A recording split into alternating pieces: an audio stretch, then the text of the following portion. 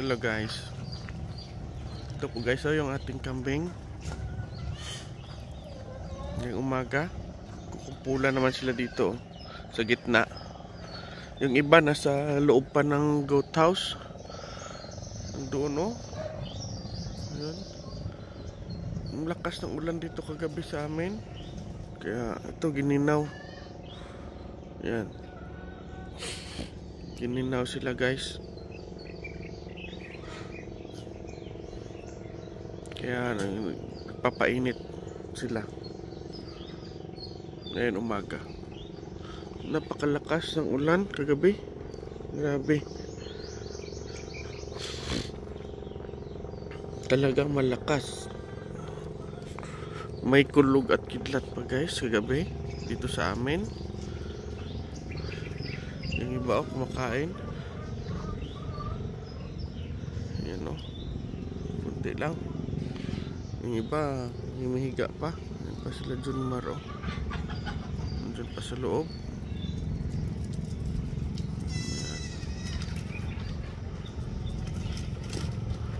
At yung puno natin, yun marami ng dahon.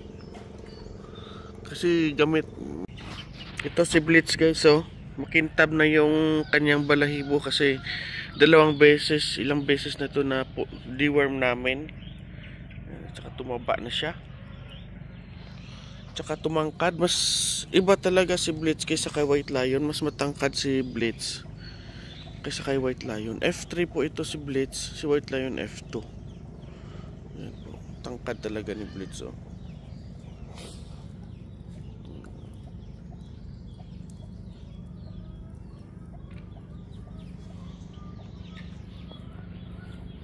F3 na po ito si Blitz. Pero hindi ko alam ilang percentage na yan siya sa pagka-anglo. May percentage kasi yan yung F1, F2, F3, F4, F5. Yung F5 ka lang, yung sabi nila full blood na daw yun Full blood. Yan po. Ito F3 pa lang si Blitz. Yan. Patayuin natin si White Lion para makita niyo yung difference. Mas matangkad si Blitz kaysa ni White Lion. Mas matangkad siya. Konti lang naman. Konti lang yung tangkad ni White Lion kay ni Blitz. Yan mas matangkad siya. Hindi makita masyado sa camera guys. Pero sa personal, mas matangkad talaga si Blitz. Ayan. Konting-konti lang naman yung lamang ni Blitz kaysa kay White Lion. Ito po yung future buck ko guys. Itong dalawang to. Pag nagretiro naman ito, papilitan ko naman ito ng bower ng buck. Bower naman yung i-crosses natin sa ating mga kambing. Pag maka-transfer na tayo sa kabilang area guys, kasi ngayon masikip, hindi ako bumili ng mga kambing na mga upgraded kasi masikip na dito, lalo na yung mga bisiro ngayon. Pag lumaki ito, masikip na dito. Yung si Basti nga namatay kasi sinungay na sayang kasi masikip na guys. Yan po, masikip na dito. Kaya pag na-transfer to sila sa kabilang area, ayun, pwede na tayo makadagdag kahit ilang piraso pa. Kaya doon sa kabilang area mga 200 na kambing siguro. 200 na kambing kaya doon. Dito mga 600 square meter lang ito sa may nagtatanong dyan. Maliit lang tong area. Mga 600 square meter lang to. Sa tingin ko lang sa estimate ko lang, kaysa hindi naman ako eksperto. Sa estimate ko lang 600 square meter yung goat house, yung goat area ko dito. Yan, mag-ina.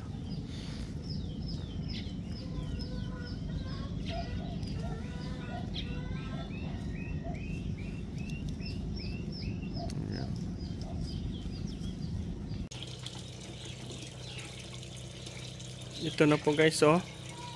Tapos na sila kumain ng feeds. Yung mamaya na lang, yung kumpay lang hinihintay nila. Maya konti nang dito na sila Arnick at saka Arvic kumuha na ng kumpay. Yan na lang pong hinihintay nila ng ating alaga.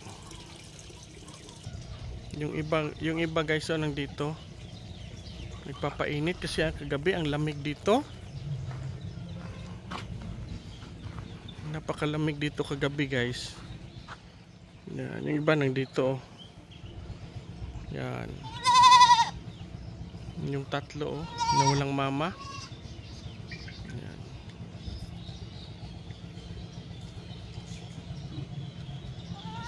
Yan po. Ito pa po yung kaganapan dito sa ating kambingan. Yung mga kuha ng dahon ng niyog hindi pa napalitan, mamaya pa. Pag natapos nila ng kumpay, lagay ng kumpay, kuha na naman na dahon naman ng niyog. Ayan guys. Ayan sila, oh. Tingnan nyo guys, oh. Dumididi, maraming gatas po itong kambing na to, galing sa Terra Grande Farm. Ayan, dami niyang gatas.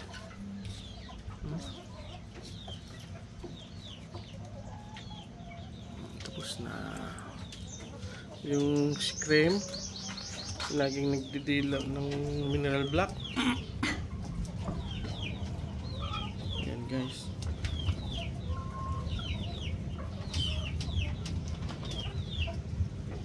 Gustong gusto niya.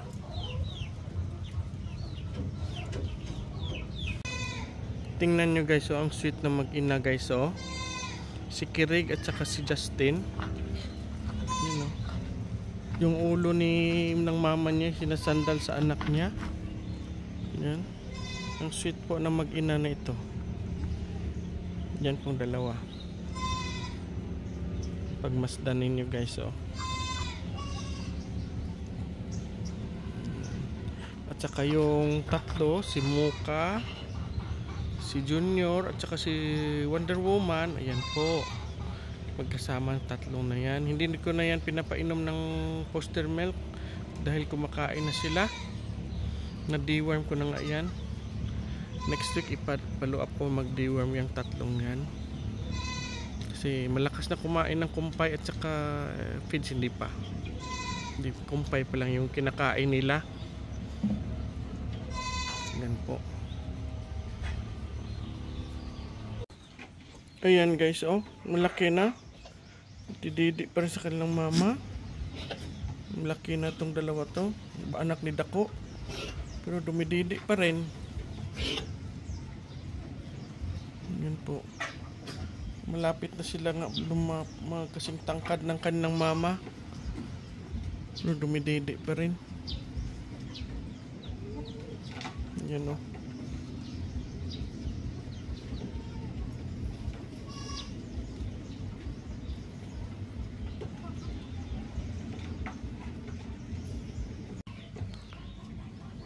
Ito na guys, oh, lumalabas na dahan-dahan yung mga kambing natin sa initan. Hihintay sila ng kanilang kumpay. Yan. Nagpapainit na karamihan sa kanila. Malabas na. Kanina konti lang sila dito sa gitna.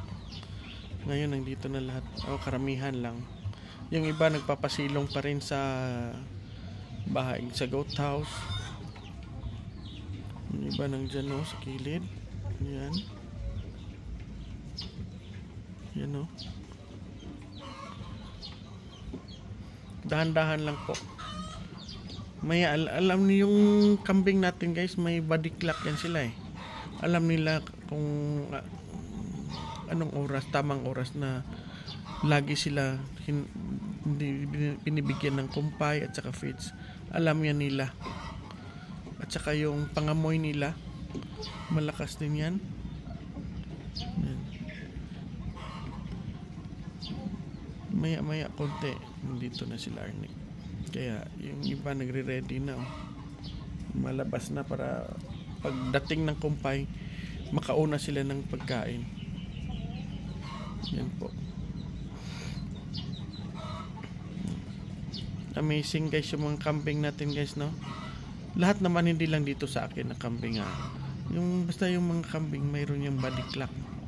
Alam nila yung daily routine nila, alam yan nila. Yung mga kumpay nga, yung mga yung bagong kumpay, hindi nila kinakain kalanasa palagi. Yung pagbago mo sila binigyan, hindi yan kaagad nila kakainin. Testingan lang nila muna yan ng konti-konti. Pag masanay na sila, ayun, kumakain na talaga sila. Kagaya noon ng niyog, noon konti lang yan kinakain nila. Ngayon ang dami na, hubos. Kahit marami ibigay mo. Yan ang pinapasnacks ko sa kanila guys, yung dahon ng niyog sa ating mga kambing. Yan po. Yan po yung mga kambing. Katangian po ng kambing. Mayroon yan silang body clock. Alam yan nila.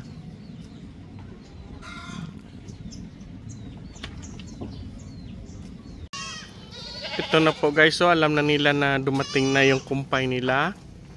Yan, lumapit na sila dito. Lumabas na. Pati si Digong lumabas na.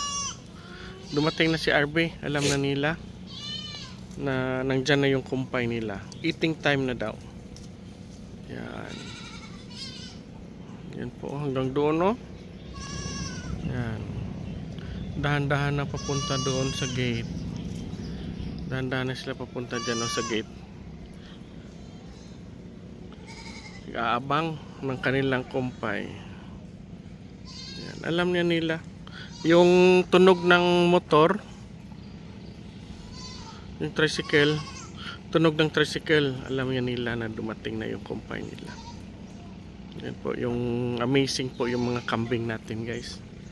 Hindi naman po ha, hindi lang sa akin dito, lahat ng kambing mayroon niyang ugali, kasi kanya-kanyang ugali, at saka alam niya nila, may body clock din yan sila. Yan po. Yan po yung kumpay nila, oh, nasa labas. Yan, hintay na sila. Yan, oh. Yan.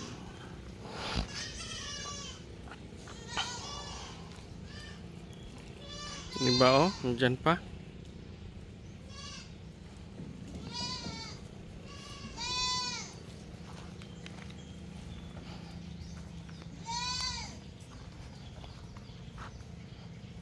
Yan. Pangbihira, oh. Amazing. Alam na nila. Kasi sa araw-araw pa naman nilang napaulit-ulit na ganun, umaga at saka hapon. Siyempre malaman na rin nila yung body clock nila. Tsaka yung tunog ng tricycle. Alam na nila na eating time na ganyan sila guys. Tingnan nyo guys, oh. Ang dami na nila lumabas. Yan, oh, dito pa. Yan. Lumabas na sila sa kanilang lungga. Yan. Alam na nila nandyan na yung kumpay. Yan po. Yan na po.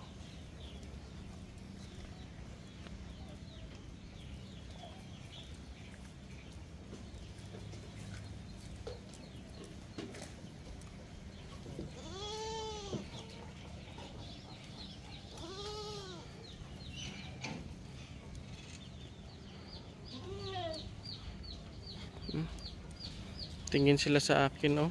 Yung tatlo. Yan.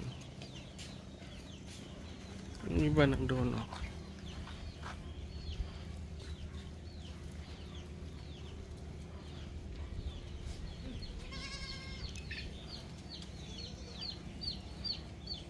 Hintay na sila. Ito guys, oh. Nililinis na ni Arnick yung kanilang pagkainan. Bago lagyan ng kumpay, kunin muna yung mga kahoy-kahoy na maliliit, branches. Bago lagyan ng bago. Yung mga alaga natin, yan na sila. Yan na. Oh.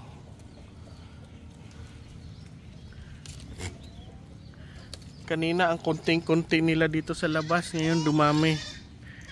Ayan. Yung iba nandoon pa sa baba ng gubo. Ayan, nandoon pa. Nag-aabang.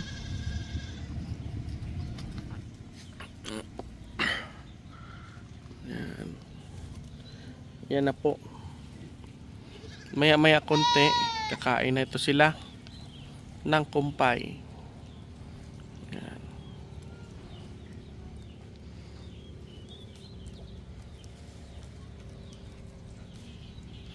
Yung pinapakain namin, indigofera, may halo-halo na guys, may indigofera, may ipil-ipil. Ayan po, halo-halo na po ito yung pagkain nila.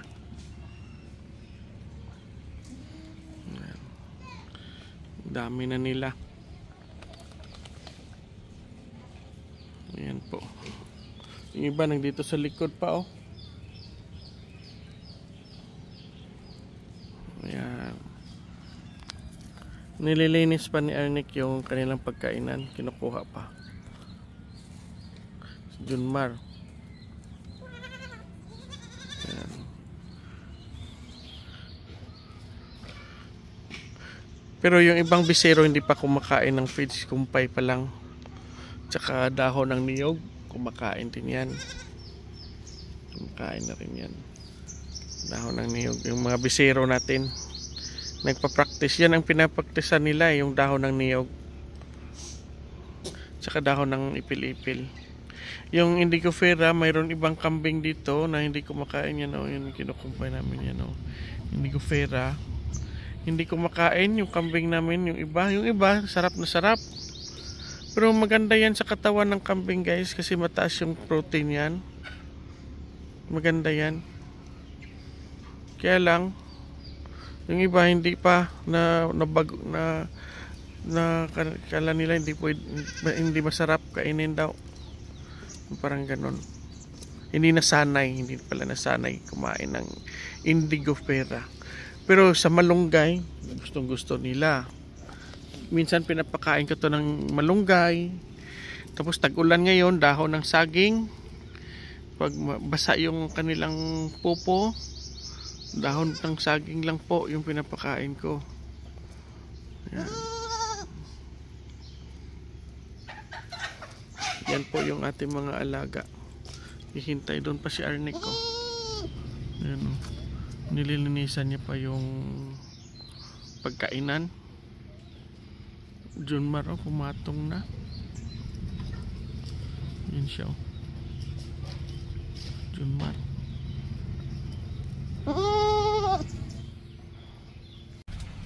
Yan na sila guys. Hihintay na. Papasok na po yung kumpay. Yan nagkumpul-kumpul na sila dyan Diyan na sila sa gitna sa may pagkainan. Diyan na po sila.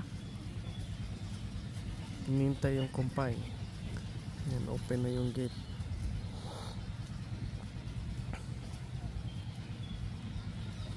Yung ibang kambing guys ay lumabas.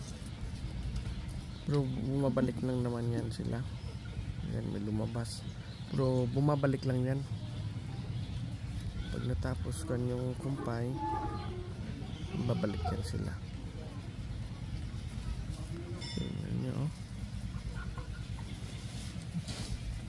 yan na.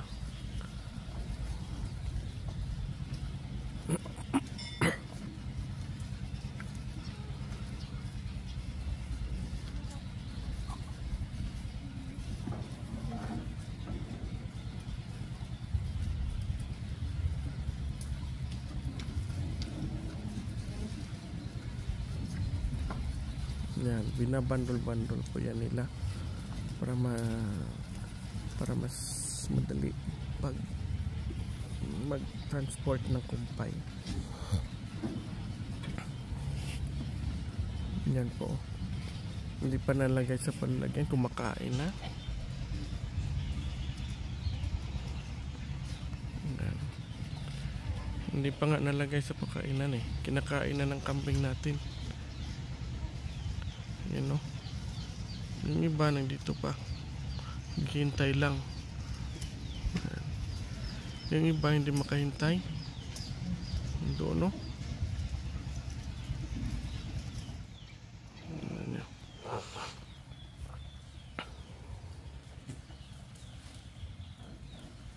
Yan. May pumasok. Ita-transport pa yan dito, guys. Pasensya na kayo sa akin boses kaysa may ubo ako at sipon. Ito ngayon kasi dito sa amin yung panahon pag umaga ang init. Pagkagabi napakalamig po. Kaya naubo po ako kagabi at sipon. Yan.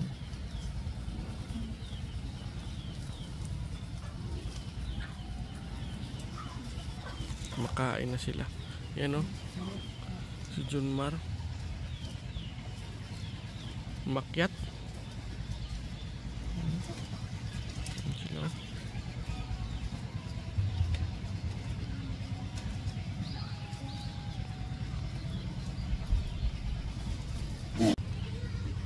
Yan, o. Binababa pa kasi nila ni Arnick sa tricycle yung kumpay. At sama-sama pagpunta dito. Paglagay. Kaya dyan muna sinastock. Ito yung kanilang kumpay. Ayan po.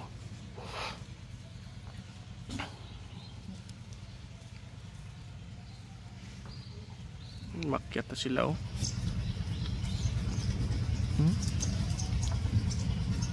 Maakyat na.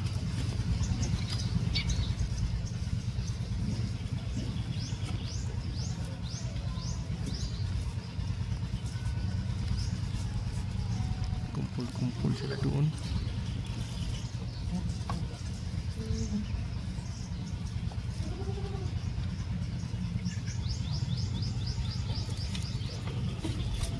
Ganda sana itong bisero, kaya lang yung mama niya kulang sa gatas. Galing sa Tira Grande Farm, payat yung mama. Kaya hindi masyado healthy yung bata.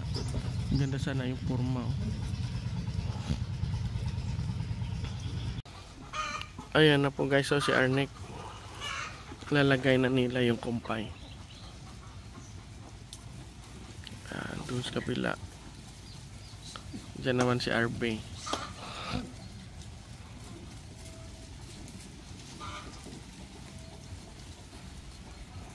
Yan.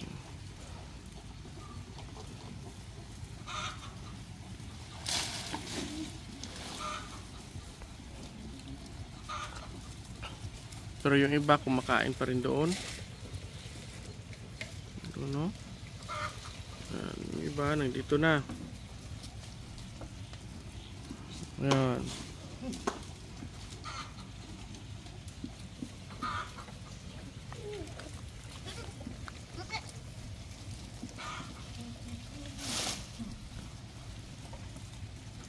Ayan, no?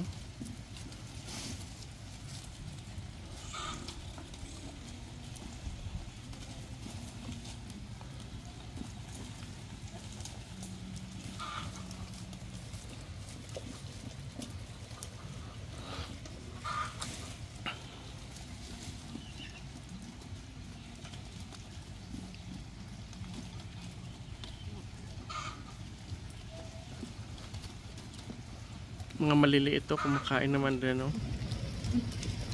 Kumakain na rin.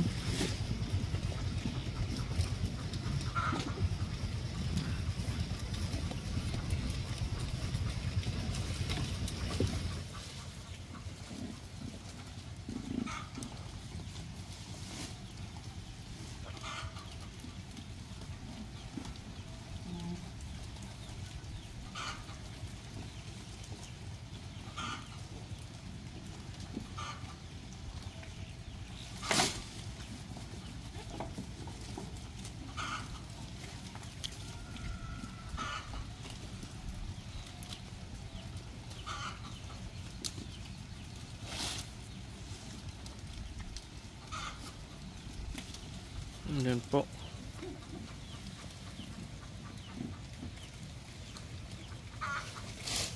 Pasa-pasa na lang guys yung kumpay, oh.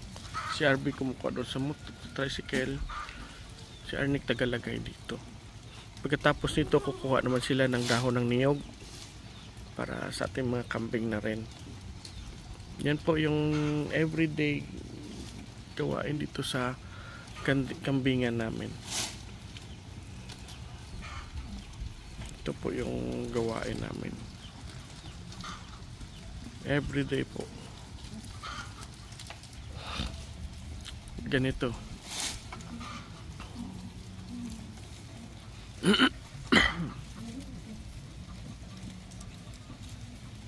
Iba nang doon.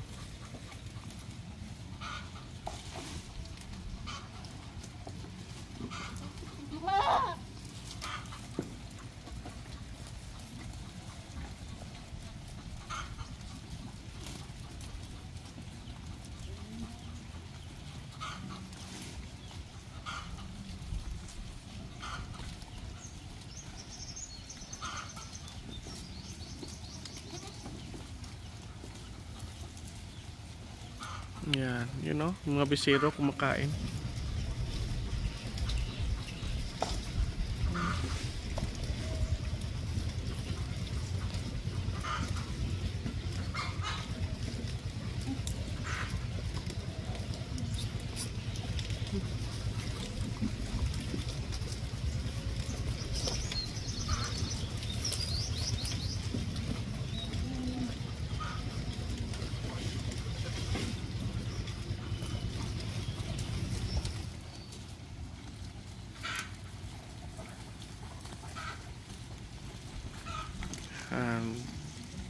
Ubos na yung kumpa, yung luma naman ng mga branches kukunin naman. Meron kami nilalagyan yan guys, kinukompose namin yan. Meron kaming pit, kinukompose namin yan.